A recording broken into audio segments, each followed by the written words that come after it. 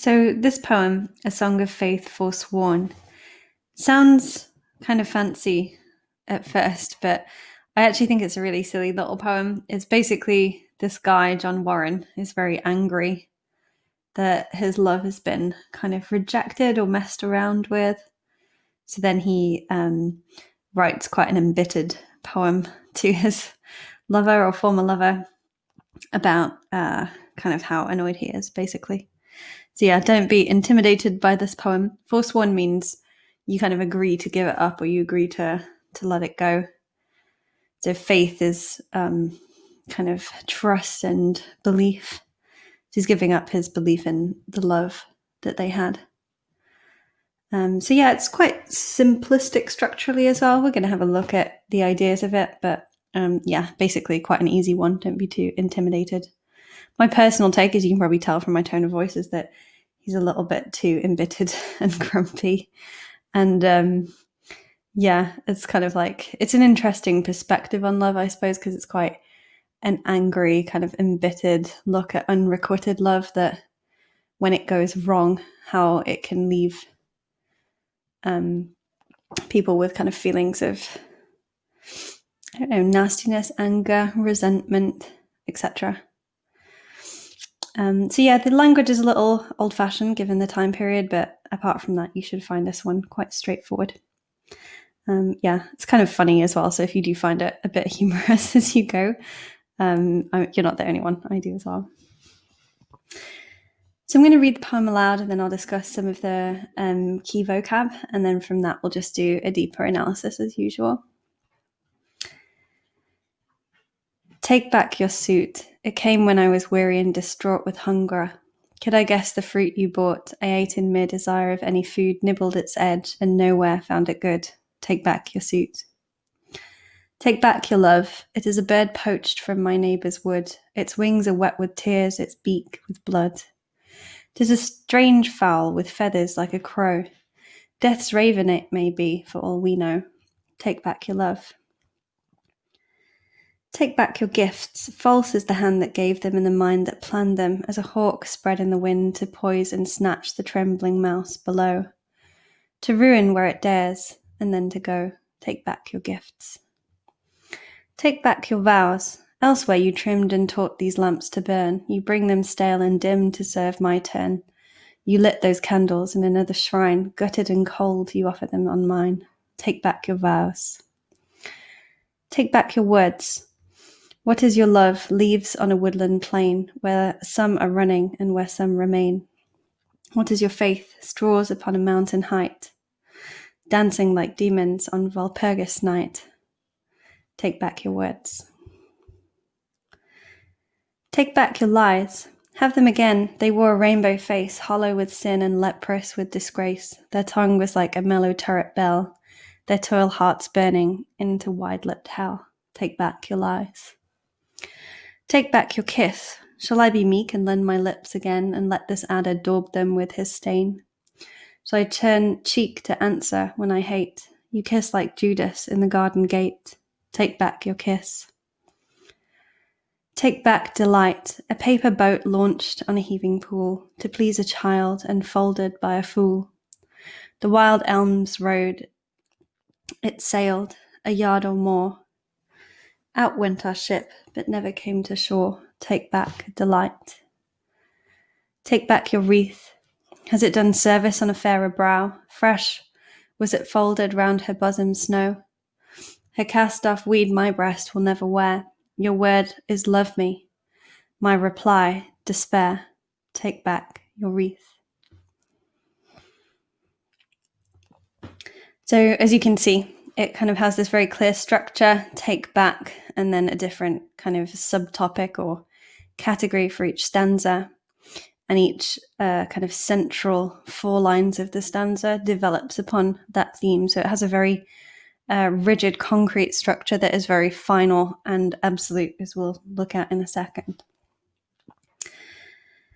So I'd like you to kind of either pause me or just listen while I go through the vocab, but underline and highlight and kind of scribble on your copy of this poem any imagery that sort of stands out for you, or any kind of words or turns of phrase that you think are quite powerful, I would highlight those and underline those as I go through the vocab.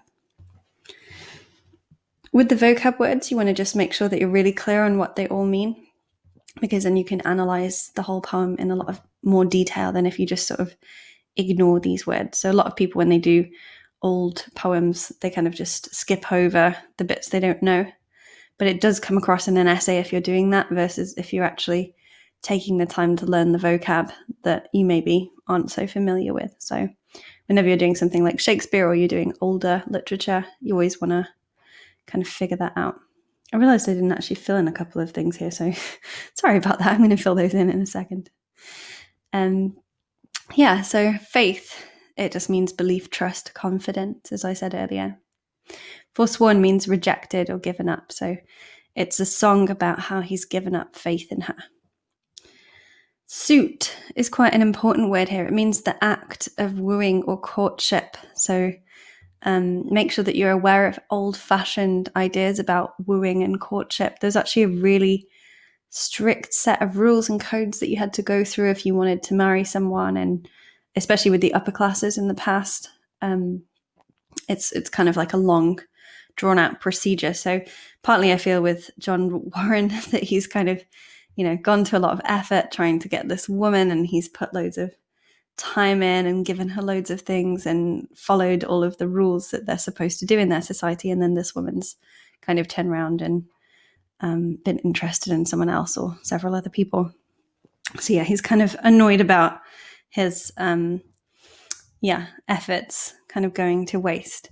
He does also say to her, take back your suit. So you would think about it from her perspective as well, the amount of effort she's gone to, and how he thinks that this was actually just him being played, I guess we would say in modern terms, like being messed around with, rather than actually a serious proposal of marriage or relationship.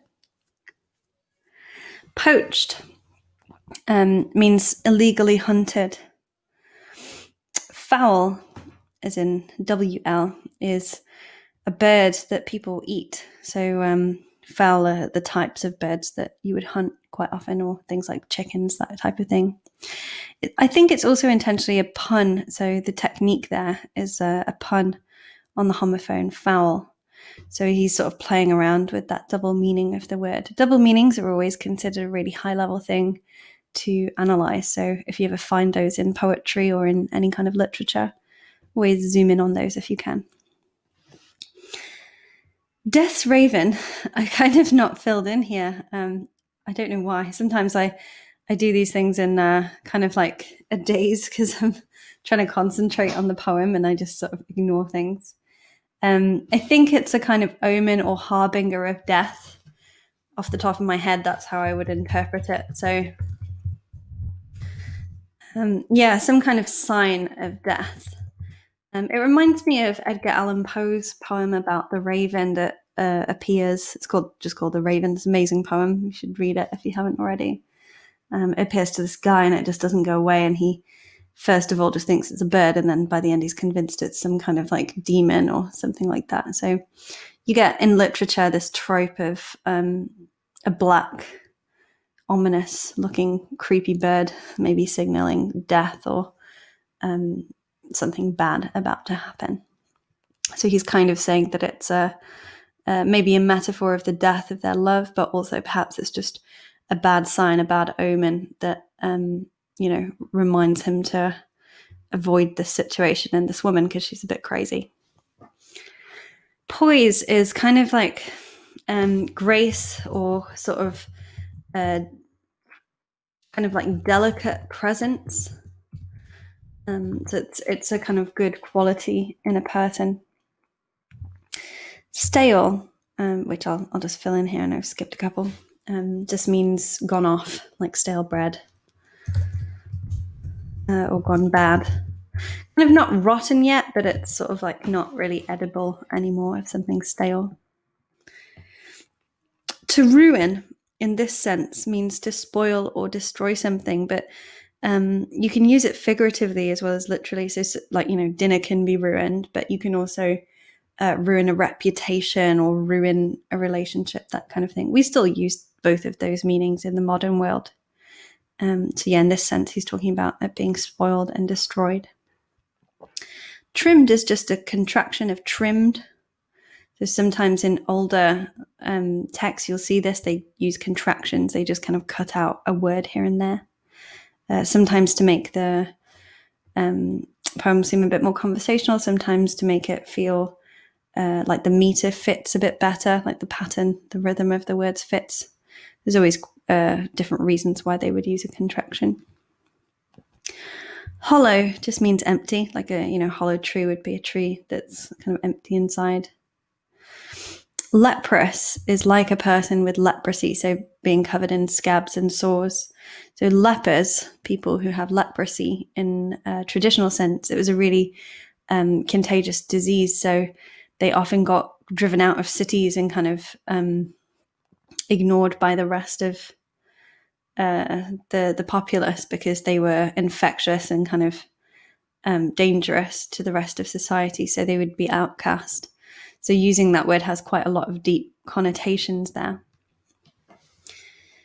A turret bell. A turret is just a tower, so a bell is a bell that sounds in a turret.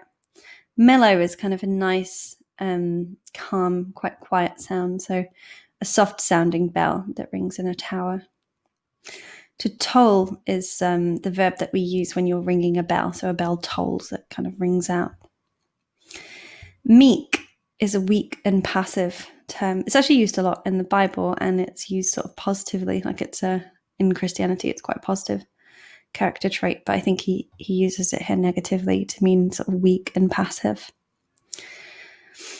An adder is a poisonous snake. I think it's the only poisonous snake in England, and I used to be terrified of them because I used to go for walks with my granddad on the moors, and he'd always tell me to watch out for adders. So I've always had never even seen an adder in real life, but always had a fear of bumping into an adder. To daub means to smear or cover with a sticky surface. So in this case, it's talking about the venom of the adder being daubed. So it's kind of to do with an almost a semantic field there of sort of poison being smeared and so on. Judas, again, another biblical Christian term. He's a disciple in the Bible who betrays Jesus. So when people talk about Judas, they pretty much always use it to mean a betrayer, someone who seems good and then turns out to be evil or manipulative, that kind of thing. Elms are types of trees. They're very pretty, quite delicate trees. Roard, again, a contraction, roared. Wreath is a crown of flowers or leaves. So in older cultures, like Romans, for example, they would wear a laurel wreath on the head, a bay leaf crown instead of a gold crown or something like that. So yeah, wreaths, they're quite natural images. They can just be, they don't necessarily signify being a king or queen. It's quite a kind of natural image. Brow does not mean eyebrow, it means forehead. So nowadays we use brow to mean eyebrows, but in the past, forehead. Fairer is another pun, so again, one to watch out for. Means more beautiful and more honest at the same time, because to be fair in an older sense of the word meant to be beautiful as well as to be actually fair and honest and just. Bosom is another word for chest, and cast off just means thrown away. I think I missed Walpurgis Night. I don't know why. It's called Walpurgis Nacht. We'll come back to it because it's just a night associated with witchcraft, and I've done more about that in context. So you should have annotated a little bit, and you should be feeling quite confident with the vocab. And if you're not, just kind of pause and make sure that you're okay with everything, and then we can move on to the story. So I'm going to skip to the story now. So I've done this as a chunk because it's basically one continuous idea, even though it is in separate stanzas. each stanza is kind of building upon the bitterness of the last. Words like kind of embittered and derogatory tone, those types of things are good things to use to describe this poem. So make sure you've got good vocabulary along those lines.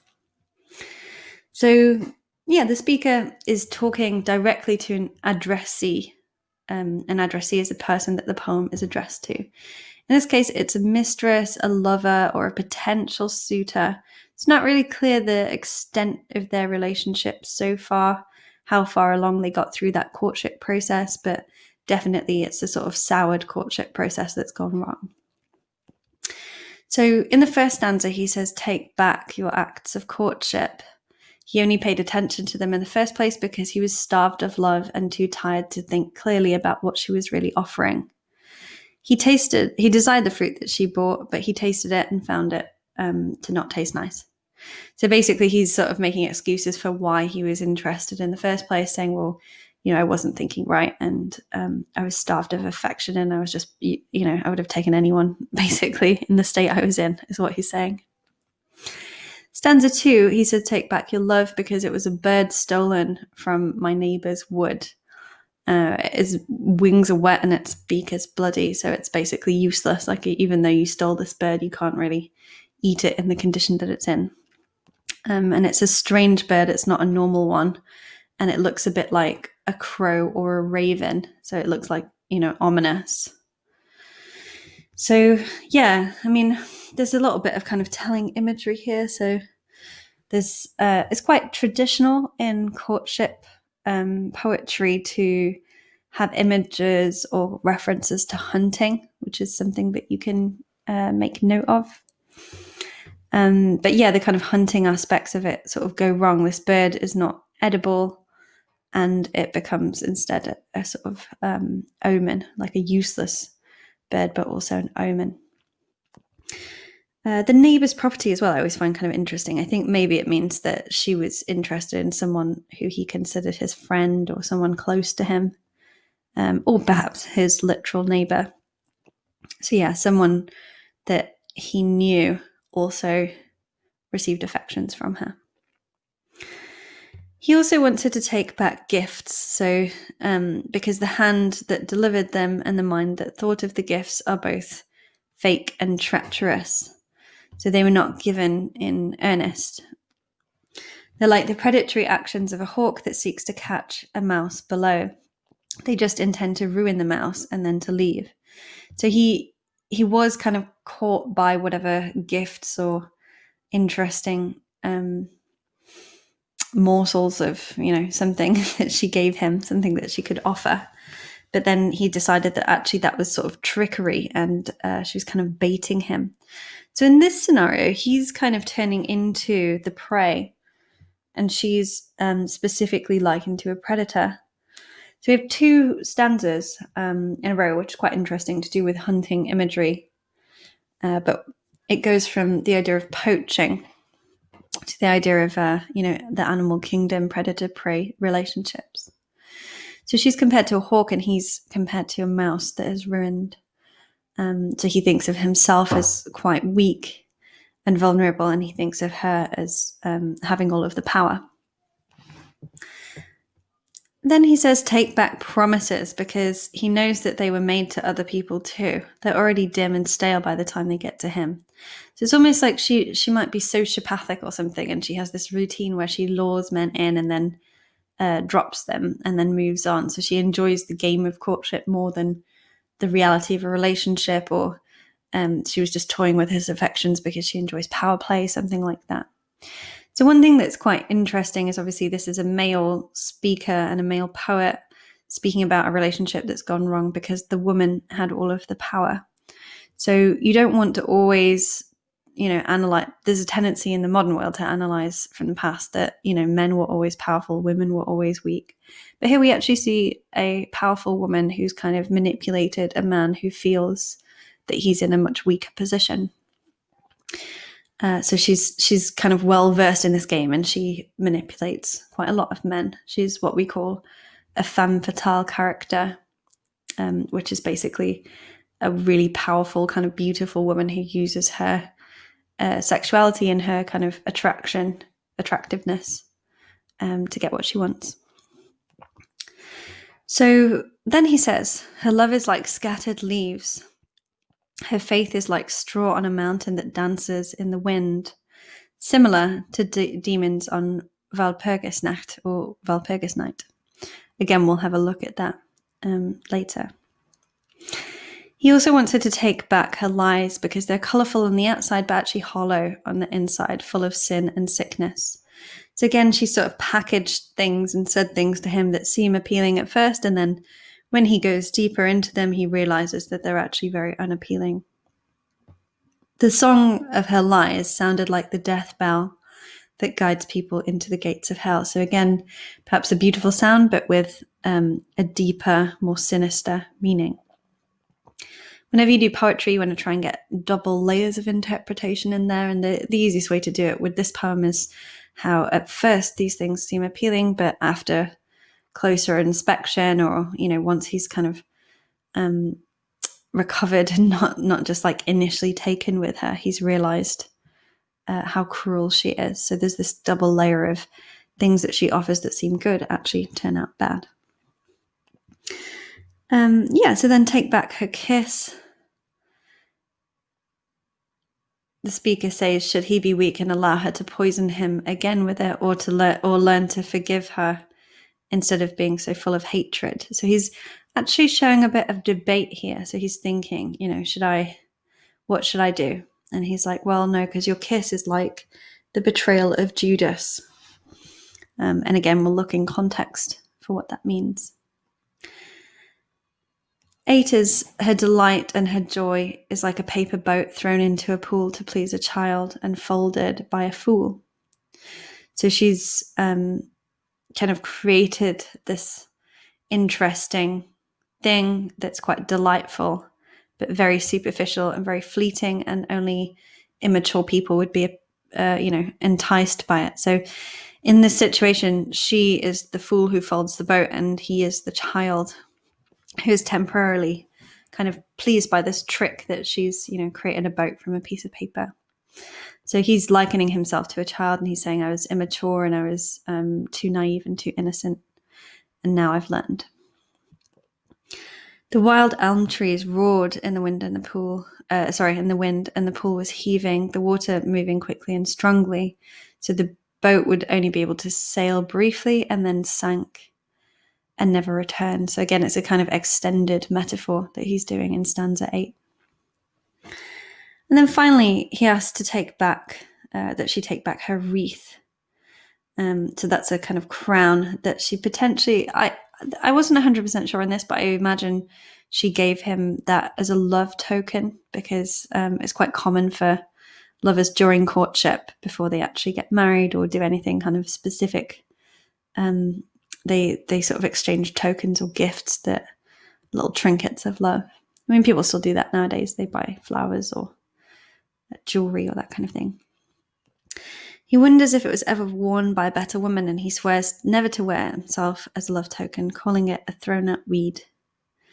She asks him to love her, and he replies, despair, so there's no hope or chance of that happening. So again, we have this idea of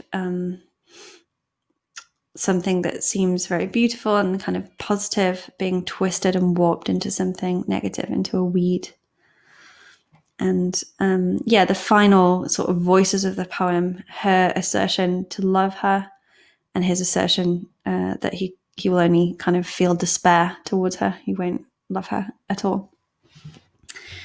So quite straightforward. There's a lot of images and kind of scenarios and different analogies sort of explored there to make sure that you understand them all. Obviously, download this document from the Scribbly page if you're on there, and use that to unlock the poem further for you. We're going to go more into the close analysis now. So the speaker is talking from the perspective of a jilted lover who has been hurt or deceived by the addressee, his mistress. So it is unrequited love, but it's from the perspective of the unrequitter, so the person who is rejecting, not the person who's been rejected. So he's choosing to take control in this relationship and end it because he feels like he's been manipulated up to this point and he's been disempowered and he's also been kind of messed around. Again, I kind of assume what happened was that they started a process of courtship and then she was rumoured to be with someone else, or he saw her with someone else, and it kind of turned all the positive feelings that he had into bitterness and anger. In this time, it was very...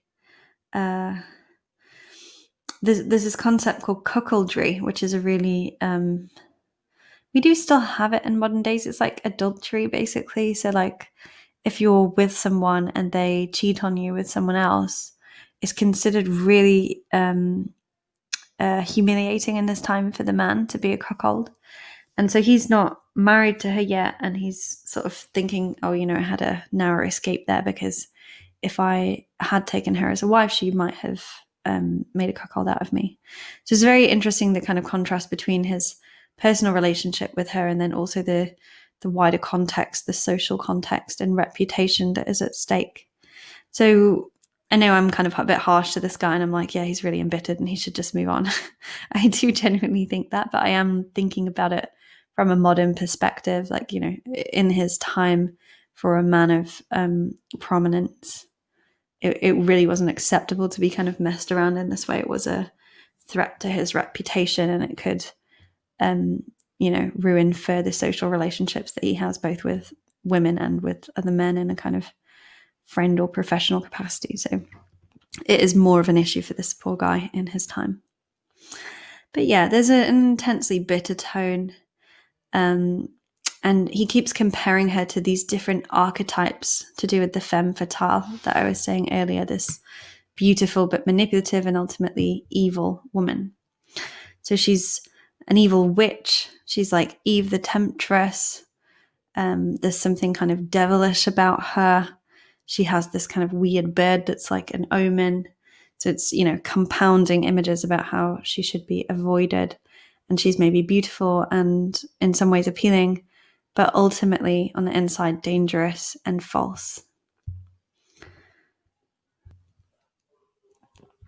So going a bit deeper into the language now, quite a lot of techniques to pick up on here. I realized that it actually uses a lot of rhetorical devices, so poetic devices that you usually find in creative language or creative literature. They're kind of creative, as you would expect. I know it's kind of a little bit like obvious, but they're for creative purposes. They're descriptive and they help you imagine your scene. Rhetorical devices, however, are mostly used in persuasive nonfiction, and sometimes they can be used in a creative piece, but they always have a kind of persuasive intention underneath. So as we go through these, I'll identify which ones are rhetorical, and kind of we can sort of discuss a little bit why they're rhetorical, or why he's using so much rhetoric in this poem. So there's a lot of adjectives and descriptive language, first of all, and this basically it helps you kind of imagine the scene better and go into more kind of descriptive detail with what's going on. And most of these adjectives kind of enhance the negative tone and describe him in a state of emotional vulnerability. So yeah, when he's talking about food as well, it's symbolic. When he's talking about eating or food or things that he could consume or couldn't consume, there's quite a lot of imagery to do with that, as you probably noticed. And he's talking about spiritual and emotional nourishment. So often we just think of food as things that we eat to sort of nourish our body, but there is a more kind of wider concept in literature that other things are food for the soul, or food for the mind, or food for the emotions. So he's talking about the way in which she sort of nourished his soul, or she nourished his emotions, being actually kind of wrong and not really successful, or what he was hoping for, if that makes sense. Sorry, it's not very well explained, but hopefully that's clear. Sometimes I have an idea in my head and it's really hard to explain it in words. I don't know why. I don't know if you ever get that. Anyway, so anaphora, this is a rhetorical device. Each stanza is framed with the anaphoric phrase, take back your, and then something. So it's very forceful. It's an imperative command. Take back is an imperative verb, a commanding verb that is a direct order to stop, and not only stop, but backtrack, go back from where we are now to a point where, I don't owe you anything. You've not given me anything. We don't have any connection to each other at all. It's not just that he doesn't want to continue forward, it's that he actually wants to go back to a point where they never even encountered each other. So sometimes he's saying, take back physical objects, at other times emotions or words. So one thing that's quite interesting from the perspective of love literature is kind of breaking down different things that people give each other when they're in a relationship and how we can consider those. And again, with if you're looking at layers, it's not just physical objects, it's, words or emotions or experiences as well, we might say. So all this anaphora is forceful and repetitive, and it creates this very rigid structure. So it seems kind of final, absolute, definite. There's no debate in the speaker's mind. He needs to cut all ties with this woman. Hypophora, which is one kind of step above a rhetorical question. I don't know if it's hypophora or hypophora, because loads of these things, I read them all the time and I never hear anyone actually say the word. So sorry if I've pronounced that wrong. Do message me if you know how to pronounce it as well. You're welcome to. But yeah, hypophora, what is your love leaves on a woodland plain? What is your faith? Faith. What is your faith? What is your faith? Straws on a mountain height.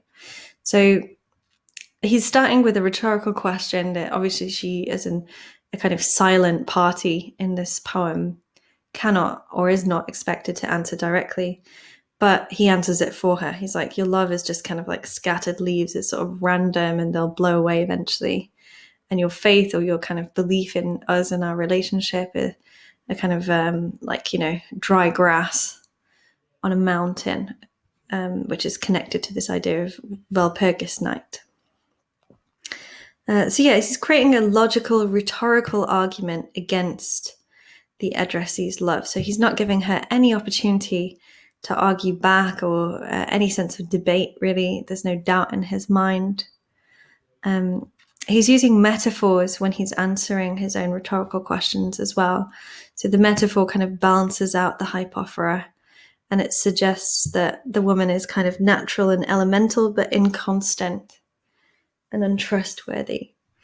So there are these kind of natural images, as you would, expect to see in love literature, but they're kind of being twisted and inverted into things that show inconstancy and change, rather than like the beauty of love and how the love is natural, or something like you might normally see in a love poem.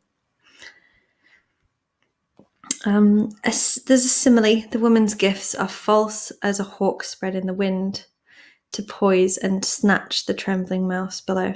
So I was saying that poise is kind of graceful. So I would do a double interpretation probably of that word, the idea that the hawk is a graceful creature with poise and elegance, but also the idea that they're kind of poised and ready to pounce, like there's something kind of predatory about them, because you do have both of those meanings inherent within that verb to poise. So yeah, he sees himself as a trembling mouse and he sees her as a hawk. Biblical allegory. So there's a lot of biblical terms here. At one point, she's like Judas and her kiss is like Judas's kiss.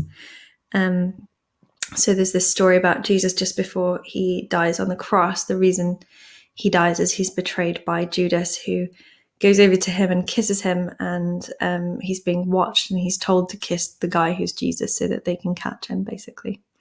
Sorry if you are Christian and you have a way more detailed understanding of that story, but my limited understanding of it is that you have this idea of the kiss of Judas. She's also likened to Eve as a temptress who basically the idea in this period in English history, it was quite common, sadly, the idea that Eve was sort of evil, or kind of like more evil than Adam and worse than Adam, because she was the one that first gets tempted by the snake, and then because she falls, Adam can't bear to live without her, so then he also falls. So there's this kind of interpretation at the time that the woman is less kind of a perfect being than man. Like, they're both bad and they're both imperfect, but women are worse, kind of thing. Obviously, luckily we don't have this in the modern world, but yeah, there was this idea that Eve is a temptress who's weaker and therefore more susceptible to evil, and then in turn she kind of coerces Adam into committing original sin.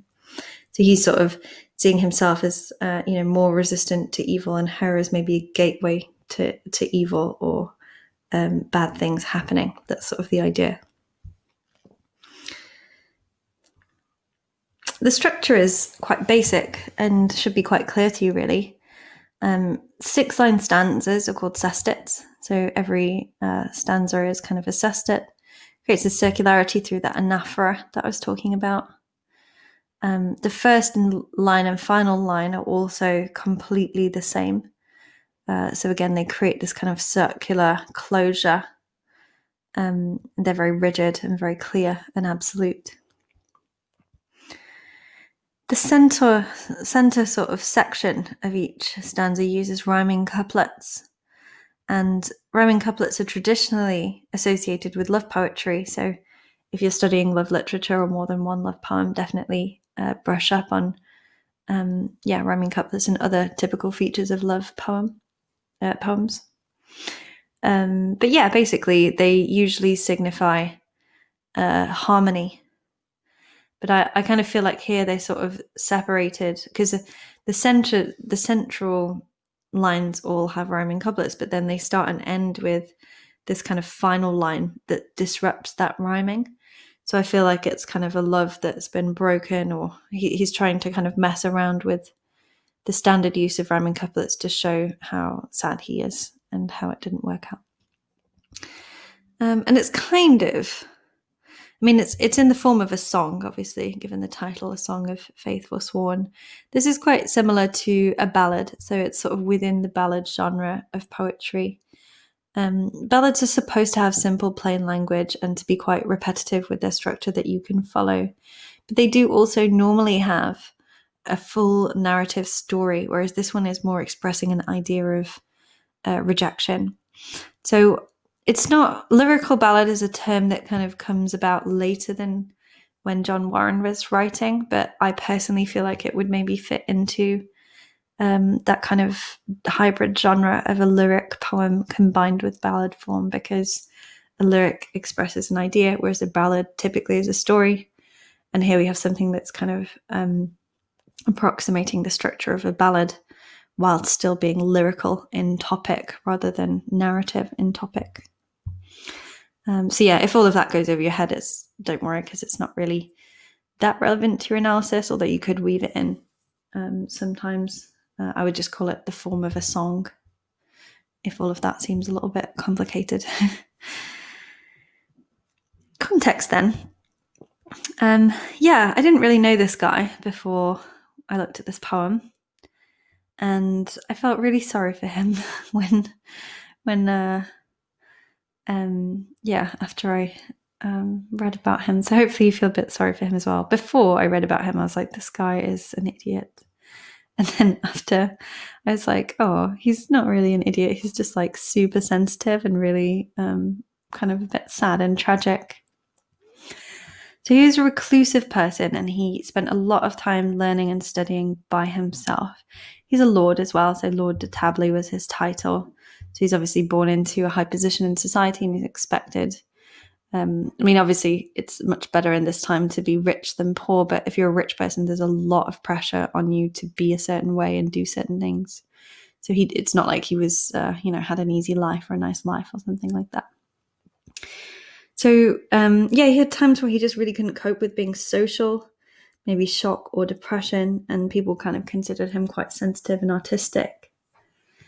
He never married, so I couldn't quite tell who he wrote this poem for, but I feel like perhaps he had a bad experience early on in life with a woman that left him distrustful, or perhaps he was so generally afraid and insecure about relationships that he's kind of projecting all of his fears into this poem. So it might not be a specific woman, although I feel like it's kind of so particular that I feel like it is about someone in particular, but you could maybe make a case for it's, just general projections of fears of, what could go wrong with a relationship and so on. So yeah, poor sad little John Warren, Lord de Tabley. Yeah, so again with this My Neighbour's Wood, I sort of suggested this already, the idea of poaching. I think it's to do with someone close. So poaching in this time is illegal. It's considered a criminal offence. It still is today. People poach elephants and it's horrible. So yeah, certain parts of the world, it still goes on.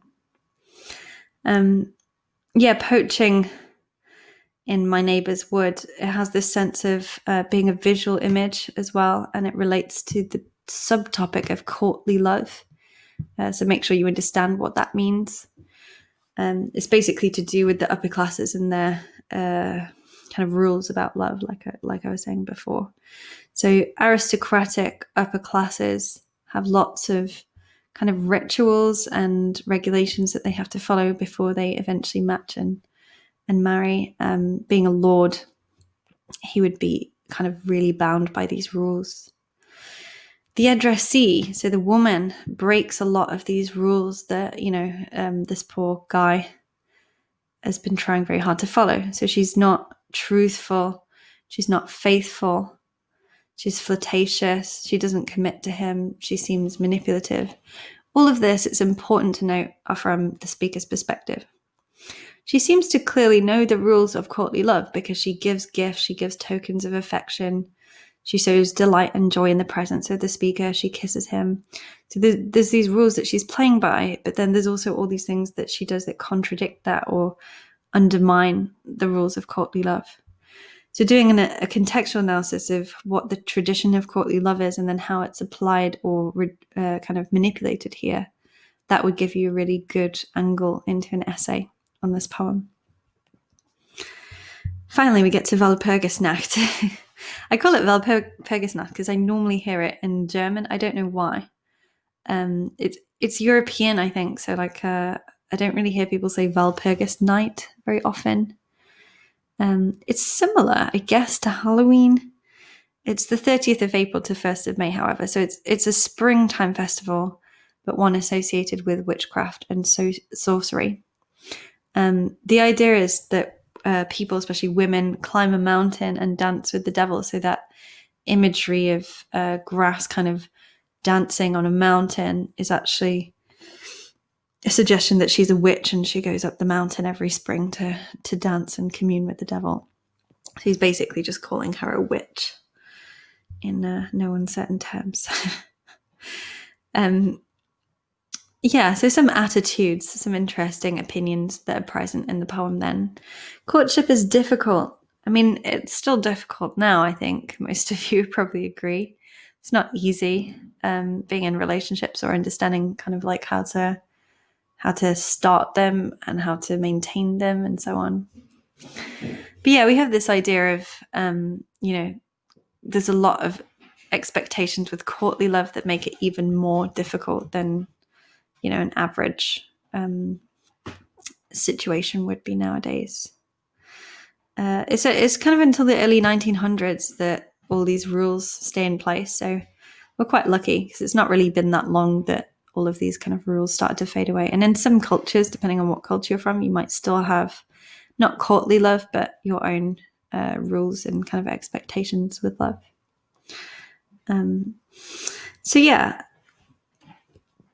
There's a long process requiring exacting standards of appropriate behavior from both the man and woman involved.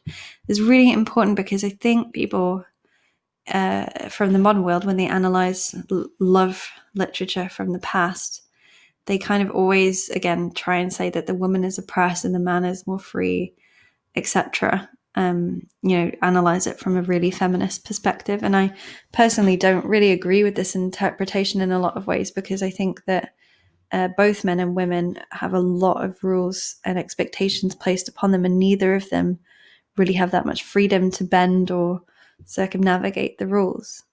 So women are definitely oppressed by these rules, but men aren't exactly free either, is my personal interpretation of it. Again, you can disagree. You're welcome to if you have differing opinions.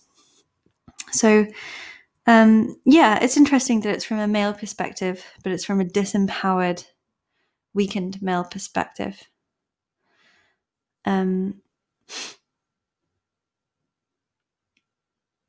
Yeah.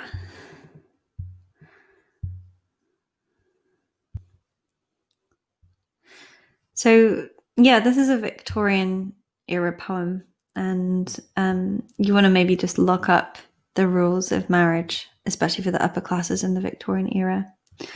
There's definitely ideas about, like, being shamed and dishonored by the inconsistent behavior of the lover.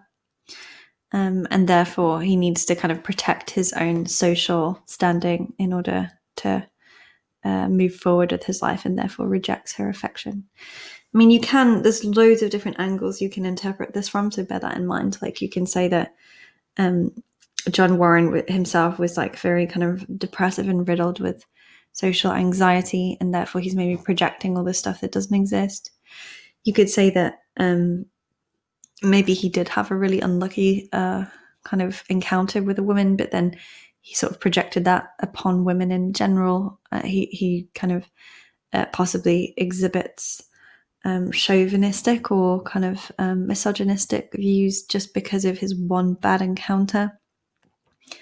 You can also do things like, I've seen quite a few people actually try and say that this is from the perspective of a female persona and that it's a woman's voice in the poem, even though it's written by a man. I personally don't feel that way because of the references to, like, kind of Eve and temptation, and the idea of kind of Walpurgis Nacht being specifically about witches. So there's quite a lot of kind of feminine imagery in there. I mean, you can argue there's masculine imagery as well, like the poaching is a male behavior. Judas is a male figure. So perhaps the gender is a little bit up for debate as well. And if you have been taught or feel like it's from a female perspective, you can analyze that too. I did quite a lot of looking into John Warren's character as a person and his own life and whether he was married, and I felt like it's actually from his point of view. And you do quite often in love literature get this trope of a jilted lover, where the female has all the power and the man is disempowered. It is kind of common in older literature to sort of talk from that perspective. But yeah, there are a lot of interpretations that say it's the other way around too. So debate all of these things and kind of contrast the sort of society and social expectation with the individual personal kind of persona in this poem as well. So there's this idea that evil masquerades as beauty. So there's all these things that seem beautiful but are actually evil. And for me, this is kind of continually referencing an underlying trope of temptation. So this idea that things that seem attractive at first that turn out to be sort of leading you astray or making you kind of manipulated or having a malicious intention behind them. It's relating to this idea of temptation, the devil, of Eve, falseness and kind of treacherousness being characteristic of a way that evil things try to lead good things astray in the minds of a Christian person, a Victorian Christian person. So yeah, we also have this idea that true love requires full commitment. So there's not entirely negative viewpoints on love, I would say. I think there are some contrasts in there. So I think it's he's annoyed by the inconstancy, I can't say this word, inconstancy of the woman. He's quite stressed by that.